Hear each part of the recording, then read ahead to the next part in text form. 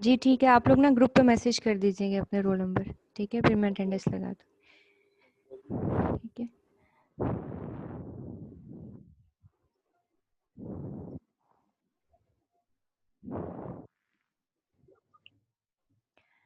तो हमने स्टार्ट किया हुआ था HTML, जिसमें हमने जो है वो बेसिक टैग्स जो हैं वो सीखे थे, जिसमें आपको पता है कि HTML को कैसे स्टार्ट करते हैं, वो किस तरह से हेडिंग्स के टैग कौन कौन से हैं, वो हमने H1 से लेके H6 तक पढ़े थे।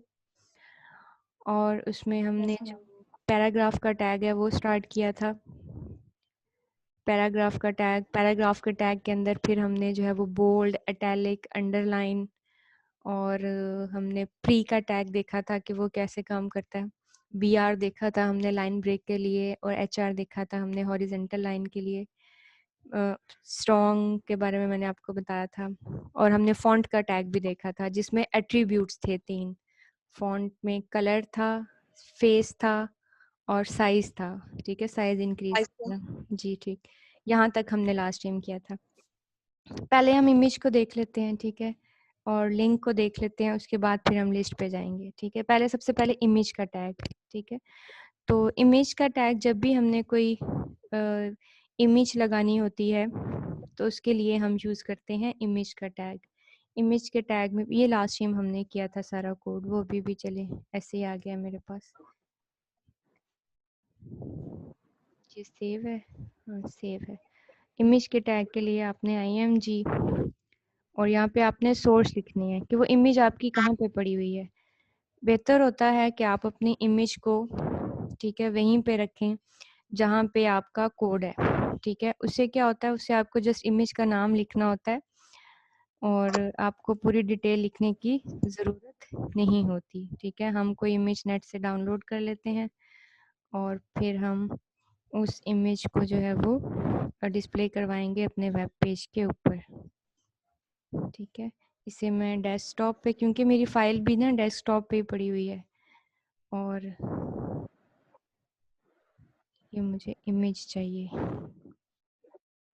सेव इमेज, और इसको मैं नाम रख लेती हूँ ना A, ताकि मुझे इजी हो वहाँ पे इसको करना। और डेस्कटॉप पे मैंने इसे सेव कर लिया। इसे हम एक दफ़ा चेक भी कर लेते हैं। अच्छा, ये अभी भी इमेज नहीं आई, ये मुझे इमेज चाहिए, सेव इमेज।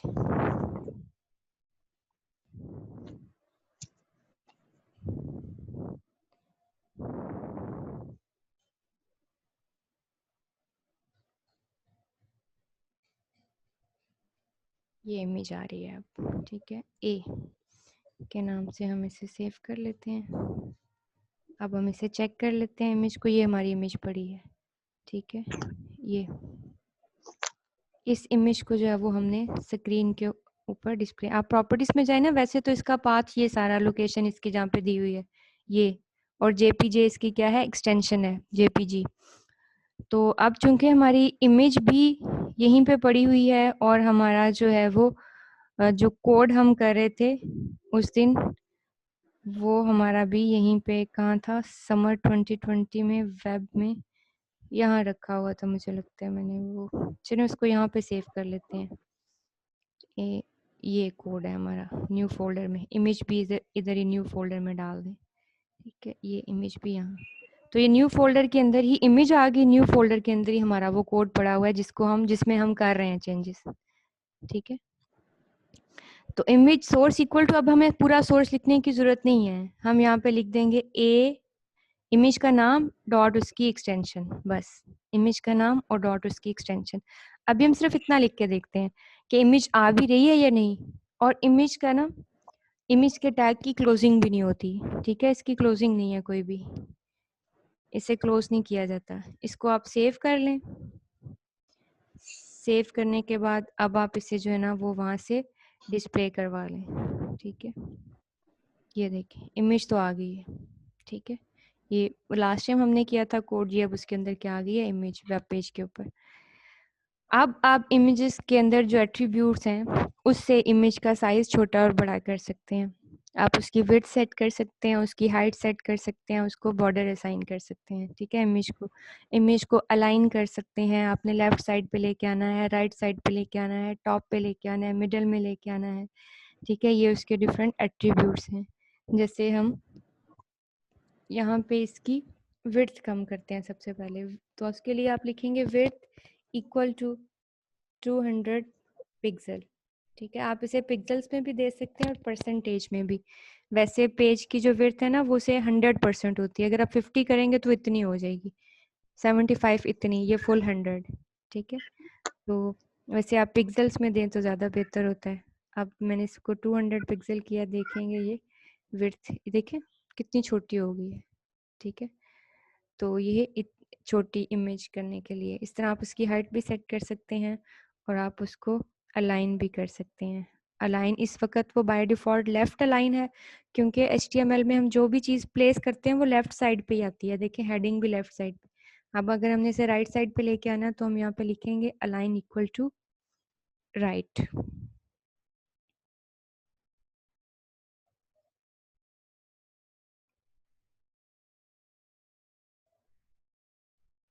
वो देख इमेज हमारी राइट साइड पे चलेगी।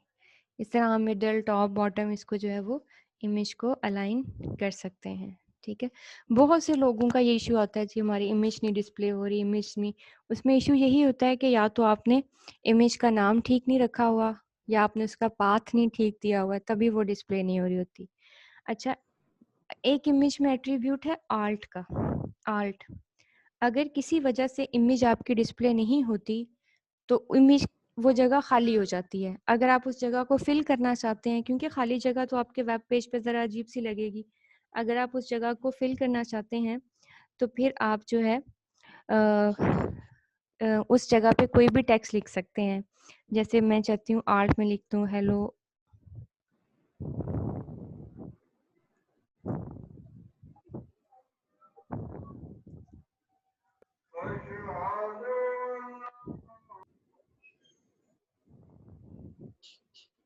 ठीक है, अब मैं ना इमेज ना वहाँ से इस फोल्डर से ना, ये मेरा फोल्डर था, इमेज यहाँ से डिलीट कर देती हूँ। ठीक है, इमेज डिलीट होगी लेकिन मैंने इमेज वही लगाई हुई है, यहाँ पे कोड के अंदर वही दी हुई है, इमेज मेरी वहाँ है ही नहीं।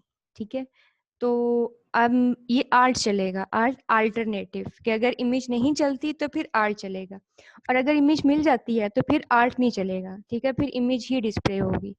आप देखते हैं, देखो ये देखें, अब मेरा वो टेक्स्ट डिस्प्ले हो गया, ये जगह खाली नहीं बचेगी मेरी। यहाँ पे आप टेक्स्ट लिख सकते हैं अपना कोई सा भी, लेकिन पता चलता है कि यहाँ पे एक इमेज है जो कि डिस्प्ले नहीं हो रही किसी वजह से। ठीक है, लेकिन अगर यहाँ पे इमेज होगी तो फिर यहाँ पे आर्ट नहीं चलेगा बल्कि इमेज ही आएगी। ठीक है, जैसे मैं इमेज ले आई हूँ अब यहाँ पे, अब मैं इसको रिफ्रेश करती हूँ तो यहाँ पे इमेज ही आएगी, आर्ट नहीं आएगा, अल्टरनेटिव टेक्स्ट नहीं आएगा। ठीक है, फिर नेक्स्ट हमारे पास इमेज के बाद आ जाता है लिंक। लिंक लिंक हमारे पास एक वेबसाइट से दूसरी वेबसाइट पे मूव करने के लिए, उसी वेबसाइट के किसी पेज पे मूव करना हो तो हम लिंक लगाते हैं। लिंक लगाते हैं एक पेज से दूसरे पेज पे, एक वेबसाइट से दूसरी वेबसाइट पे मूव करने के लिए हम क्या लगाते हैं, लिंक। अब लिंक कैसे लगाए जाते हैं, लिंक के लिए कौन सा टैग यूज़ होता है? लिंक के लिए यूज़ होता है, मैं यहाँ पे HR लगा लेती हूँ 2। ठीक है, लिंक हमारा यूज़ होता है, लिंक के लिए हम यूज़ करते हैं ए का टैग। ए, इसमें सबसे पहले आपने बताना होता है hyper reference. Hyper reference, hyper reference का मतलब क्या होता है कि आप जाना किस पेज पे चाहते हैं। ठीक है, यानी कहाँ जाना चाहते हैं, लिंक पे क्लिक करके आप जाना कहाँ चाहते हैं। फॉर एग्जांपल यहाँ ना मैं गूगल का ईमेल एड्रेस जो है ना वो कॉपी कर लेती हूँ। अब मैं यहाँ से ना गूगल का जो है ना वो कॉपी कर लेती हूँ, ये एड्रेस। ठीक है, वो मैंने यहाँ पे लिख दिया, ये सारा। ठीक, यहाँ पे लिख दिया, यानी ये यहाँ मैं जाना चाहती हूँ, और मेरी वेबसाइट पे लिखा हुआ आएगा क्लिक मी। क्लिक मी, ठीक है, मेरी वेबसाइट पे लिखा होगा क्लिक मी और हम यहाँ चले जाएंगे क्लिक करते ही। ठीक, सेव किया। सेव करने के बाद हम इसको अपने पेज पे जाते हैं, वहाँ रिफ्रेश देखें ये क्लिक में। अब जैसे ही क्लिक करूँगी ना मैं, हम गूगल के पेज पे चले। ठीक है, इसी तरह हम जब अब हमारा तो अभी एक ही पेज है, जब हम अपने वेबसाइट के पेज बनाएंगे तो हम उनका पाथ यहाँ पे लिख देंगे, अपने वेबसाइट के पेजेस का। तो फिर हम क्या करेंगे, क्लिक किया और अपनी वेबसाइट के पेज पे मूव करके। ठीक है, इस तरह से ये हमारे पास क्या है, ये से कहते हैं हम लिंक। ठीक है, ये वही, ये इस तरह से लिंक लगाए जाते हैं। लिंक के बाद फिर हमारे पास आ जाती है लिस्ट। लिस्ट हमारे पास दो तरह की होती है, order list and unordered list. Order list होती है हमारे पास जैसे 1 2 3 4 ABC, ये ऑर्डर लिस्ट है। अनऑर्डर लिस्ट हमारे पास होती है बुलेट। ठीक है, बुलेट होते हैं उसमें, सर्कल, स्क्वायर, इस तरह से। जैसे ये देखें ना, ये यहाँ पे ये हमारे पास सारी अनऑर्डर लिस्ट है ये, और ये हमारे पास सारी क्या है, ऑर्डर लिस्ट है, ऑर्डर लिस्ट। ठीक है, तो लिस्ट कैसे बनती है, जब भी आपने लिस्ट बनानी हो, मैं यहाँ पे H1 लगा लेती हूँ पहले इंट्रोडक्शन के लिए। List of countries, countries LI H1 close हो गया। ऑर्डर लिस्ट, सबसे पहले ऑर्डर लिस्ट के लिए हम जो टैग यूज करते हैं वो है OL, ऑर्डर लिस्ट। नाम से जाहिर है, देखें OL, हर लिस्ट के अंदर होते हैं लिस्ट आइटम, लिस्ट आइटम्स। ठीक है, अब मैं कंट्रीज की लिस्ट बना रही हूँ यहाँ पे, ये पाकिस्तान। ठीक है, LI क्लोज किया, एक लिस्ट आइटम ऐड हो गया। ठीक है, इसी तरह दूसरा लिस्ट आइटम इंडिया, क्लोज हो गया। अब आप इसको कॉपी करें, ये देखें, और इसको यहाँ पे दोबारा पेस्ट कर दें, ये देखें, और यहाँ पे आप नाम चेंज कर दें, ईरान, चाइना, और आप यहाँ पे OL को क्लोज करते हैं। ये आपकी क्या बन गई है, ये आपकी ऑर्डर लिस्ट बन गई। उस्मान के बाद एक क्लिक करें, एक अच्छा, मम्मा उस्मान के पास तीन छोटे छोटे छोटे कार्य, तीन। ठीक है, आप जाओ, मैं लेक्चर ले रही हूँ। ओके ओके, लाना मेरे लिए। ठीक है, ले आऊंगी। मेरे पास तो छोटी गाड़ी तो नहीं है। अच्छा, हम भी गाड़ी ले आएंगे। ठीक है, देखो तीन है। ठीक है, ठीक है, ठीक। ये अब देखें, ये लिस्ट ऑफ कंट्रीज, और ये 1 2 3 4, ये लिस्ट आ गई हमारे पास। ये ऑर्डर्ड है, बाय डिफॉल्ट इसमें 1 2 3 4 आता है। और अगर हम चाहते हैं कि यहाँ पे हम टाइप चेंज कर लें, बाय डिफॉल्ट 1 2 3 4, और अगर हम यहाँ पे टाइप चेंज करेंगे, ये A मैंने लिखा, तो देखिएगा वहाँ पे ABCD। ठीक है, अगर मैं लिखूंगी स्मॉल a, तो देखिएगा वहाँ पे ये ABCD। ठीक है, क्लियर है, कोई कंफ्यूजन लिस्ट में? ठीक है, इसी तरह से अनऑर्डर लिस्ट। अनऑर्डर लिस्ट के लिए सिर्फ टैग चेंज करना है। टैग क्या है, UL, और टाइप खत्म कर देंगे यहाँ से इसकी अभी फिलहाल। ठीक है, और यहाँ पे जो क्लोज होगा वो भी UL बन जाएगा, और लिस्ट आइटम वैसे ही रहेंगे, मतलब इनमें कोई चेंज नहीं आता, सिर्फ अनऑर्डर लिस्ट हो जाएगी। अब देखते हैं इसको, अनऑर्डर लिस्ट को, वहां पे ये देखें, बाय डिफॉल्ट बुलेट्स आ गए, बुलेट्स। ठीक है, और अगर हमने इसकी टाइप चेंज करनी हो तो फिर, यानी हम चाहते हैं बुलेट्स की जगह पे ना आ जाए स्केयर, स्केयर आ जाए। स्केयर होता है, सर्कल होता है, डिस्क होती है, तो ये सेव करना है इसको। ये बाय डिफॉल्ट मुझे लगता है स्केयर ही है, सर्कल करके देखते हैं, ये देखिए सर्कल हो गया। ठीक है, तो ये हमारे पास क्या है, अनऑर्डर लिस्ट, अनऑर्डर्ड लिस्ट। ठीक है, ऑर्डर लिस्ट के टाइप हम ये सारे लिख सकते हैं, 1 2 3 रोमन का 1 2 3, कैपिटल A, स्मॉल a। ठीक है, और हम इसको स्टार्ट भी बता सकते हैं, स्टार्ट भी। ठीक है। फॉर एग्जाम्पल अगर हम चाहते हैं कि स्टार्ट में लिख लेते हैं ना ओ, तो ये ओ से स्टार्ट होगा, ओ, ठीक, ऑर्डर लिस्ट में। Yes ma'am. और अनऑर्डर लिस्ट में हमारी टाइप होती है circle, square, disc, circle, square, ये हमारे पास इसकी टाइप होती है। फिर हमारे पास नेस्टेड लिस्ट भी आ जाती है जिसमें हम दोनों यूज कर सकते हैं, दोनों, ठीक है। जैसे फॉर एग्जांपल हम ना कुछ ऐसा डिस्प्ले करवाना चाहते हैं,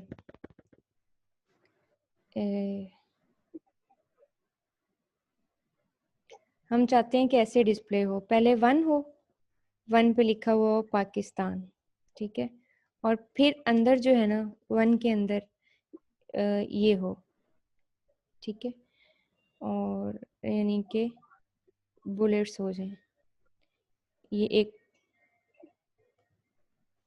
ठीक है, 1 के अंदर बुलेट्स हो जाएं, फिर उसमें लिखा हुआ पाकिस्तान के सारे सिटीज़, फिर 2 हो जाए, 2 के अंदर भी इंडिया, इंडिया के सारे सिटीज़, इसमें दोनों लिस्ट इकट्ठी आ जाएंगी, दोनों लिस्ट इकट्ठी हो जाएंगी, ठीक है। जैसे पाकिस्तान है, यहाँ पे पाकिस्तान के सिटीज़, सरगोदा, लाहौर, ठीक है, इस तरह से ये हो जाए, फिर आ जाए यहाँ पे, फिर हम यहाँ पे कर दें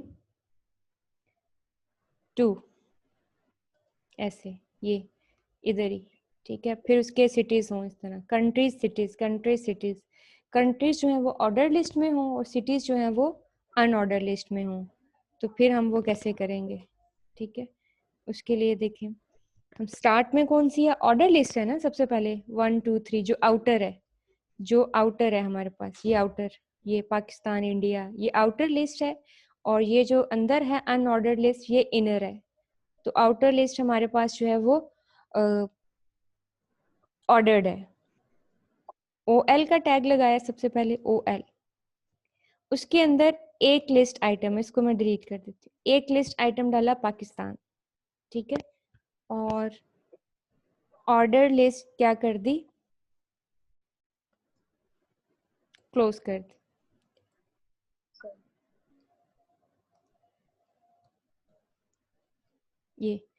ये एक पाकिस्तान। अब इसके अंदर जाके, इसके अंदर एक बनाई UL, क्योंकि पाकिस्तान के सिटीज आने हैं ना, और वो सिटीज किस में ऐड किए हुए हैं, वो UL में ऐड, वो अनऑर्डर लिस्ट में डाले हुए हैं। इसके अंदर एक अनऑर्डर लिस्ट आई, अनऑर्डर लिस्ट का लिस्ट आइटम ऐड किया, लिस्ट आइटम ऐड किया सरगोदा, वो क्लोज कर दिया, फिर इसी के अंदर डाला लाहौर,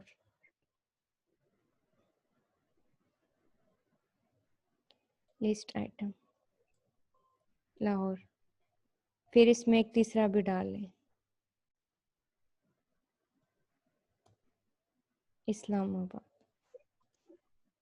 ठीक है, ये, और फिर इस लिस्ट को हम कर देंगे क्लोज। ये ऑर्डर लिस्ट, उसके अंदर एक अनऑर्डर लिस्ट आ गई, यानी पाकिस्तान और पाकिस्तान के सिटीज। अब ऑर्डर, अनऑर्डर लिस्ट यहाँ से स्टार्ट हुई, यहाँ क्लोज हो गई है। अब यहाँ पे अगर आप लिखते हैं कुछ, तो वो कौन सी लिस्ट का हिस्सा बनेगा, यहाँ पे अगर आप ऑर्डर लिस्ट वो ऑर्डर लिस्ट का बन जाएगा, यानी पाकिस्तान, और यहाँ पे आप लिखते हैं इंडिया, ठीक है। और ये अब ये ऑर्डर लिस्ट का एक लिस्ट आइटम और ऑर्डर लिस्ट का ये दूसरा लिस्ट आइटम, यानी ये 1 होगा तो ये 2 बन जाएगा, खुद ही ये 2 बन जाएगा। अब इसके लिस्ट आइटम आप दोबारा से यहाँ से ये सारा कॉपी कर लें, क्योंकि ये एज इट इज आ जाने हैं, और ये इंडिया के हो गए, ठीक है। इंडिया में सिटीज फर्क हो डालें, मुंबई होता है, और क्या होता है, कोलकाता, गुजरात, गुजरात, ढाका, दिल्ली में, दिल्ली, ठीक हो गया, ठीक। अब नेक्स्ट जो है, अब ऑर्डर लिस्ट क्लोज होगी वो वाली। नेक्स्ट अगर आप दोबारा कोई लिस्ट आइटम ऐड करते हैं, ये फिर ऑर्डर लिस्ट का हिस्सा होगा, ठीक है। फॉर एग्जांपल चाइना, चाइना के लिस्ट आइट, फिर आप यही वाली लिस्ट सारी उठा लें जिसमें आप सिटीज डाल रहे हैं, अनऑर्डर लिस्ट, ठीक है। अब दोबारा से बता रही हूँ, पहले ऑर्डर लिस्ट, उसका एक लिस्ट आइटम, उसके अंदर सिटीज की अनऑर्डर लिस्ट, वो क्लोज करने के बाद फिर ऑर्डर लिस्ट दोबारा नहीं शुरू करनी। बच्चे गलती क्या करते हैं, यहाँ से दोबारा ऑर्डर लिस्ट ये शुरू है, इसका दूसरा, क्योंकि अगर नए सिरे से शुरू करेंगे तो पहला भी 1 था और दूसरा फिर 1 हो जाएगा। ठीक है, ये दूसरा आइटम, उसकी सारी अनऑर्डर लिस्ट की सिटीज, फिर तीसरा लिस्ट आइटम उसकी। ठीक है, इंडिया की सिटी लिख लें, इंडिया का तो एक, ये चाइना का तो एक ही सिटी याद हो गया है, वुहान, जहाँ से इस वायरस ने शुरुआत की। और एंड पे आके आपने ये ऑर्डर लिस्ट क्या कर दी है, क्लोज। ठीक है, अब हम इसका व्यू देखते हैं जरा हमारे वेब पेज के ऊपर। ये देखें, 1 पाकिस्तान, उसके सिटीज आ गए, 2 इंडिया, उसके सिटीज, 3 चाइना, उसके सिटीज। ठीक है, ये देखें इस तरह से, मतलब order list, in order list, order list, in order list, order list, in order. तो इस तरह की चीज को क्या कहते हैं, नेस्टेड लिस्ट। नेस्टेड, दोनों मिक्स है ना, नेस्टेड है। ठीक है, नेस्टेड लिस्ट हो गई। ठीक है, कोई कंफ्यूजन यहाँ पे? No ma'am. ठीक है, इसके बाद हमारा आ जाता है टेबल। टेबल, टेबल जो है हमारा, टेबल, टेबल आपको पता है रोज एंड कॉलम्स का कॉम्बिनेशन होता है, उसमें रोज भी होती हैं और उसमें कॉलम्स भी होते हैं। ठीक है, तो टेबल को टेबल के टैग से ही स्टार्ट किया जाता है, और टेबल में कुछ रोज होती हैं और कुछ कॉलम्स होते हैं। हम कुछ ऐसा टेबल ड्रॉ करते हैं, मैं पेंट में आपको ड्रॉ करके दिखा देती हूँ। हमने कुछ ऐसे ड्रॉ करना है, ब्रश ले लें, ब्रश किस,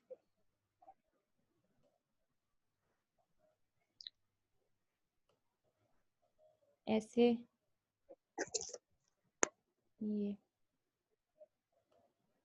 ये एक रो होगी पहले, फिर ये दूसरी रो। अच्छा, पहले रो बनती है ऐसे, फिर उसके अंदर कॉलम्स बनते हैं। ठीक है, हम तो यहाँ सीधी सीधी बना रहे हैं ना, उसके अंदर columns. Yes, rows and columns का कॉम्बिनेशन, पहले रो है। अच्छा, फॉर एग्जांपल जो आपको पता है ना, टेबल में जो सबसे ऊपर वाली रो होती है, इसके अंदर आमतौर पर हम ऐसे ही लिखते हैं, नेम, रोल नंबर, क्लास, फिर नीचे सारे नाम आ जाते हैं, सारे रोल नंबर आ जाते हैं, सारी क्लास आ जाती है। ठीक है, तो जो पहली रो होती है ना, उसे एक्चुअल में कहते हैं टेबल हेड। टेबल का हेड, वो इसलिए कहते हैं उसको क्योंकि वो आम टेक्स्ट से उसका जो है ना थोड़ी सी हाईलाइटेड होती है, थोड़ा सा बोल्ड होता है उसका टेक्स्ट, तो उसके लिए हमारे पास टैग है TH। सबसे पहले तो हमने रो स्टार्ट करनी है ना, टेबल रो। ठीक है, अब इसके अंदर जब हम डाटा डालेंगे तो वो हमारे पास होगा TH, टेबल हेड। ठीक है, टेबल हेड। अब सबसे पहले हम कहते हैं कि हमारे पास लिखा हुआ है रोल नंबर,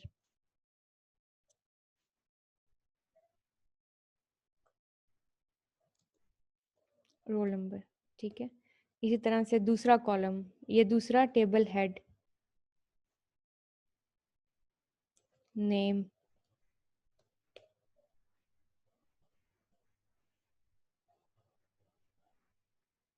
TH, क्लास। ठीक है, टेबल और उसके अंदर एक रो, ये पहली रो क्या होगी, क्लोज होगी। ठीक है, इसी तरह से अब हम दूसरी रो क्रिएट करेंगे, ये दूसरी रो। अब हमने मतलब टेबल हेड्स नहीं बनाने, बल्कि इनके अंदर डाटा डालना है। तो डाटा डालने के लिए हम यूज करते हैं TD, table data. Table data, for example पहला कॉलम रोल नंबर का है ना, तो हम रोल नंबर लिख लेते हैं 1। ठीक है, दूसरा कॉलम हमारे पास है नेम का, तो हम नेम लिख लेते हैं इसमें अली। तीसरी हमारे पास क्लास है, क्योंकि मेरे पास तो MIT ज्यादा है, तो ये MIT। ठीक हो गया, ये 2 रोज हो गई हैं, और दोनों रोज में कितने कितने कॉलम्स हैं, 3 कॉलम्स हैं। अब ये देखते हैं, यहाँ पे हम इसका व्यू सेव कर लिया इसको और रिफ्रेश किया। ये देखिए, ये ऐसे आ रहा है, रोल नंबर, नेम, क्लास 1, नीचे 1 अली। अच्छा, इसमें बाय डिफॉल्ट जो है ना वो बॉर्डर नहीं होता, मतलब यहाँ पे तो बॉर्डर है ना, ये इसमें बाय डिफॉल्ट बॉर्डर नहीं होता। ठीक है, बाय डिफॉल्ट अगर हम चाहते हैं कि हम इसमें बॉर्डर लेके आए, तो उसके लिए हम क्या लिखते हैं, यहाँ पे टेबल के अंदर जाके बॉर्डर इक्वल टू 1। 1 का मतलब होता है 1 पिक्सल जितना। ठीक है, 1 पिक्सल जितना। बाय डिफॉल्ट इसमें पहले से बॉर्डर नहीं होता, बॉर्डर नहीं लगा हुआ था। आप देखिएगा, ये देखिए बॉर्डर आ गया। लेकिन बॉर्डर 1 लिखने से जरा आप नोट कीजिएगा, पहले टेबल को बॉर्डर लगा है, फिर जो है ना, आपको व्यू हो रहा है ना, ये मैं थोड़ा सा इसको ज्यादा हाईलाइट भी कर देती। ये देखिए, ये देखिए पहले टेबल को बॉर्डर लगा है ये साइड पे, फिर उसके हर सेल को बॉर्डर लग गया। सेल समझते हैं ना, सेल, हर सेल को भी बॉर्डर लग गया, हर सेल को। ये इस तरह का नहीं बना, ये जो मैंने बनाया इस तरह का नहीं बना, ठीक है, क्योंकि बॉर्डर इक्वल टू 1 लिखने से ये टेबल को भी बॉर्डर लग जाता है और उसके हर सेल को भी बॉर्डर लग जाता है, हर सेल को। अगर आप चाहते हैं कि सेम एज इट इज ऐसा ही आए तो हम वो भी करते, मतलब उसी की तरफ मूव कर रहे हैं, ठीक है। उसके लिए आपने क्या करना है, मैम अगर बॉर्डर की वैल्यू इंक्रीज करेंगे तो बॉर्डर पे डार्क हो जाएगा। अगर मैं यहाँ पे 4 लिखती हूँ ना, तो आप देखिएगा ये ना, और मतलब 4 पिक्सल जितनी जगह लेगा अब ये देखो डार्क हो गया ना पहले से, यस मैम, यस ठीक है। अगर आप और ज्यादा लिखेंगे तो ये और ज्यादा आउटर बॉर्डर जो है ये डार्क होता जाएगा, ठीक। तो फिर हमारे पास आ जाती है 2 प्रॉपर्टीज पढ़ेंगे, 2 एट्रीब्यूट्स पढ़ेंगे, और उससे हम फिर इस तरह से काम सीख लेंगे कि ये कैसे होता है, ठीक है।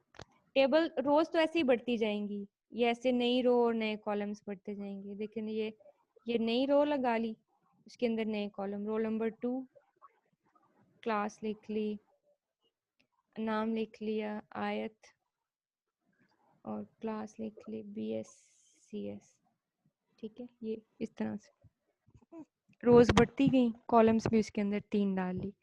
अगर आप अच्छा 2 कॉलम लिख डालते हैं 3 के बजाय, तो फिर क्या होता है, अब हमने लास्ट वाली रो में ना 2 कॉलम डाले हैं, तो अब हम रिजल्ट देखते हैं। ये देखें लास्ट वाला सेल आया ही नहीं, ठीक है, लास्ट वाला सेल यहाँ पे नहीं आया, यहाँ पे वो 3 और ये 2 कॉलम्स आए, तीसरा कॉलम आया ही नहीं है, ठीक है। अब हम इसमें पहले पढ़ें नेक्स्ट सेल स्पेसिंग। बॉर्डर पढ़ लिया हमने, सेल स्पेसिंग और सेल पैडिंग। सबसे पहले सेल पैडिंग को देखते हैं, फिर सेल स्पेसिंग को देखते हैं। पैडिंग क्या होती है, पैडिंग होती है ये पैडिंग होती है, ये जो मार्जिन लाइन है ना, आपको ये बॉर्डर जो नजर आ रहा है, ये सेल्स का जो बॉर्डर नजर आ रहा है, ठीक है, यस मैम, इसका टेक्स्ट से फासला कितना होना चाहिए। ये जो बॉर्डर है ना, बॉर्डर और टेक्स्ट का आपस में फासला, इस चीज को हम कहते हैं सेल पैडिंग। पैडिंग जब भी आएगी ना, वो अपने बॉर्डर से फासला होता है, ठीक है। बल्कि मैं लिखती हूँ ना, और ये आप नोट करते हैं तो फिर आपको समझ आएगी। सेल पैडिंग, ठीक है। सेल पैडिंग में अभी ना 2 लिख रही हूँ, फिर आहिस्ता आहिस्ता मैं इंक्रीज करती हूँ, आप देखिएगा कि इफेक्ट किस चीज में आ रहा है। देखिए मैंने 2 ली, अभी आपको नहीं पता चला, मैं इसको लिखती हूँ 6। अब बहुत फर्क पड़ेगा, आप बस नोट कीजिएगा। आप ये बॉर्डर लाइन को देखिएगा और टेक्स्ट को देखिएगा, ये देखिए, देख रहे हैं, यस मैम, इस बॉर्डर से ये टेक्स्ट का फासला बढ़ता जा रहा है। देखें, इस बॉर्डर का इस बॉर्डर का और इस बॉर्डर का इस बॉर्डर का, 2 सेल का आपस में फासला नहीं बढ़ा ना, टेबल का सेल्स के साथ, मतलब ये वाला दरमियानी फासला नहीं, बल्कि बड़ा क्या है, बॉर्डर लाइन का टेक्स्ट से फासला।